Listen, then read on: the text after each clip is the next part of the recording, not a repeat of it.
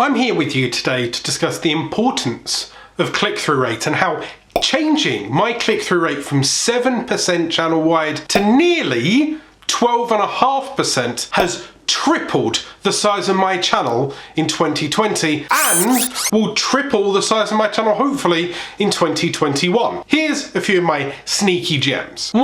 What is click-through rate? Click-through rate is the figure that YouTube gives you when your thumbnail and video are displayed on either homepage, search page, suggested, browse, anywhere really, and then someone chooses to click on that video. So if your video is seen 100 times and clicked on once, that is 1%. Now obviously if you scale up the video and the numbers, then these numbers change, but that's the general mathematics of it all. 100 views, 1 click, 1%. That means when I first started at the start of the year, I had around about 7-8%, 8 views for every 100 impressions. Whereas now I'm getting around about 12.5 views for every 100 impressions. Now, why does that make a difference? Well, my channel gets over 1 million impressions in a month. And in some cases, it got more than 1 million impressions, 1.5 million, maybe even 2 million. And in some months, it gets less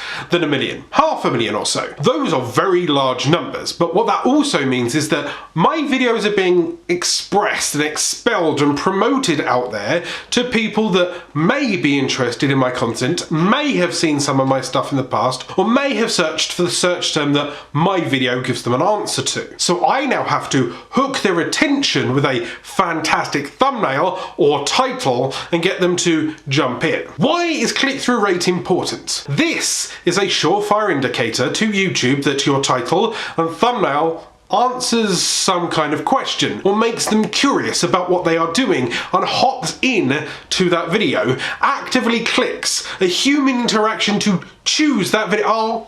I'll choose that one. Without that human interaction, without that human sign that that video answers the need of their search, then YouTube would get bored. Imagine if you're ignored 100 times out of 100, sooner or later you'd give up. And that's how the YouTube algorithm works when it comes to suggestions. When your video first goes live, it wants to try you, it wants to test you, it wants to see how it goes. But if it knows out of 100 attempts it's going to get ignored 100 times, then maybe it's going to trickle off in the long run and not try you. You have to give it a reason to think that you're worth testing. That is why some videos explode over time rather than immediately. For example, I've got videos where I published them and they did nothing for months. Easily 4, 5, 6 months. One of my most popular videos just sat there, did nothing for months on end. But once it had proven by its own behavioural metrics that after a time people would search this term, find that thumbnail,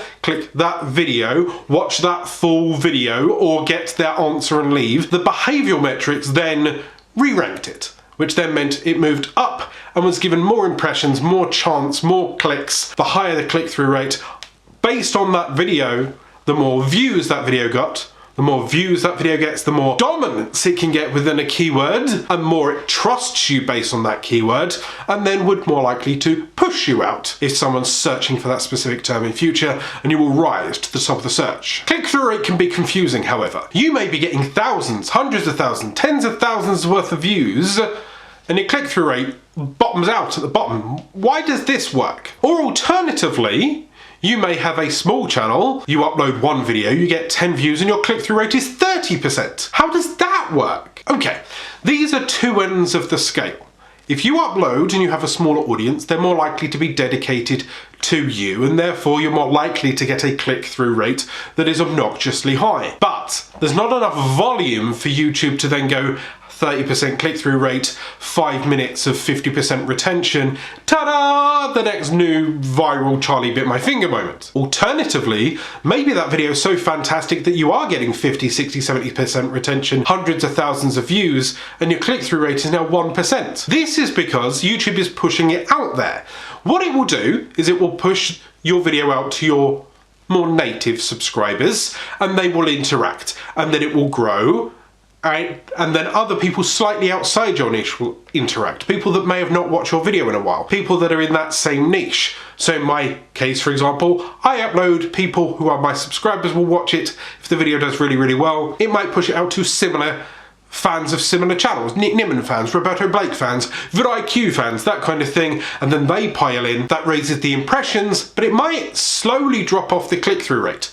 Because if you're a loyal subscriber to me and you really love every single video, you'll click. But if you've never seen me before, but you kind of like the information area that I'm talking about, there's a slightly lower chance that you'll click on me, but it's still within your wheelhouse. However, when a video goes massively viral, YouTube will try and push it in front of as many people as possible, including people that have no idea who you are and don't give a crap about the topic you are talking about. This is why you'll find that a video could do really, really well, 15–20% click-through rate, and then it's pushed out to a wider audience, gets huge amounts of impressions, and then the click-through rate plummets. In fact, impressions and click-through rate tend to be direct opposites when it comes to metrics. Here is an example of when YouTube decided to try and push out a video to a wider audience, and the audience that was on the wider market didn't react as well as it had done previously.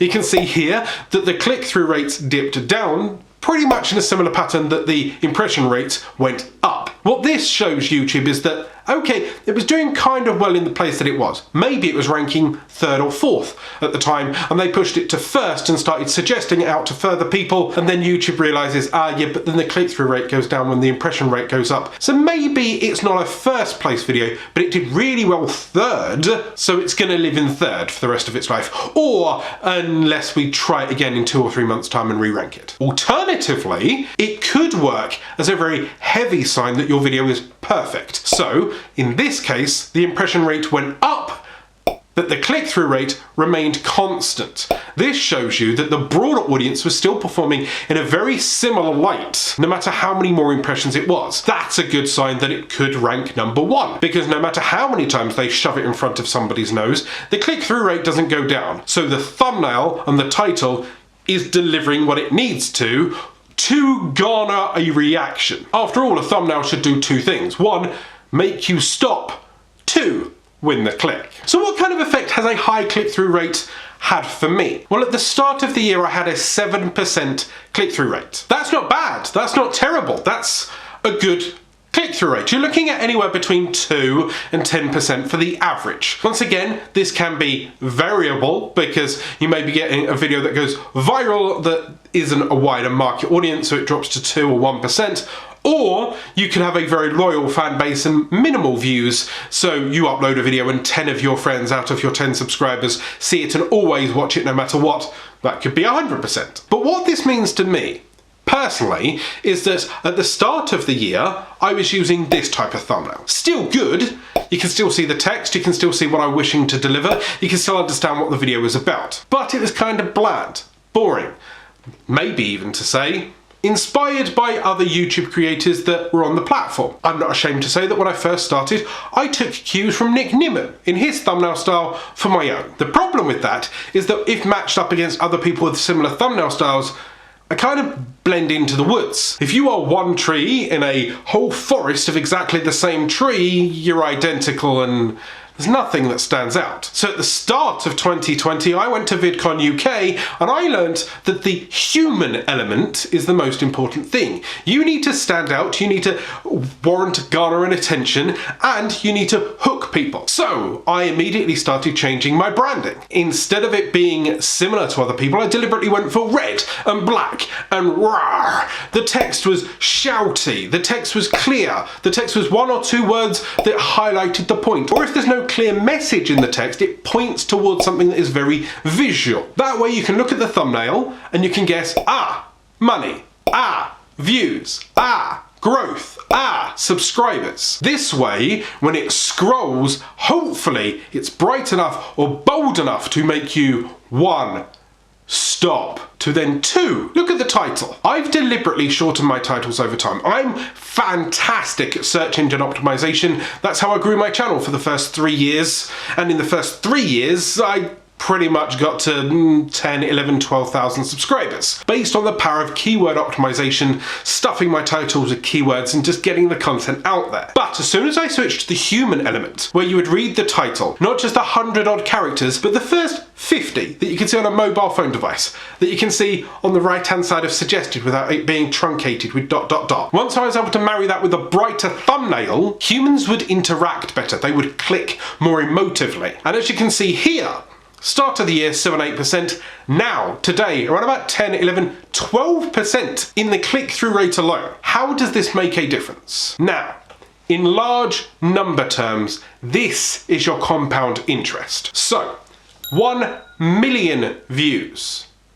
7% of 1 million, a fairly interesting number. No one's gonna sniff at 70,000 views. It's fantastic. I'm sure there's many channels out there that love 70,000 views across their channel over the course of 1 month. Amazing. But me jumping it to 12% for this exactly the same amount of impressions gives me a boost in views. I'm not growing how many impressions I'm getting. I'm not going viral and then still getting a slice. I'm improving my hit-through rate, my click-through rate, my potency based on already the impressions that YouTube are going to give me. And this has a knock-on effect. It now shows YouTube that I was a 7%er. Now I'm a 12%er. You can trust me enough to put something in front of people and they will click and they will be engaged and they will see an advert, YouTube, which then trusts me. The higher the click-through rate, the more likely I get the behavioural metrics that YouTube needs to assess that video, to rank it differently and push me higher. That is why at the start of the year, the 7% meant that I was gaining a few hundred subscribers per month. And the last few months, when I've been gaining 12% click-through rate, I've been gaining over 1,000 subscribers per month consistently. I believe that click-through rate has helped propel my channel through growth. Not only can I educate people on what they need right now, but I've been able to hook them enough and emote them to click on me. Now I suggest you click on here to understand the value of retention, or click here to break the YouTube algorithm and grow your YouTube channel as a small YouTuber.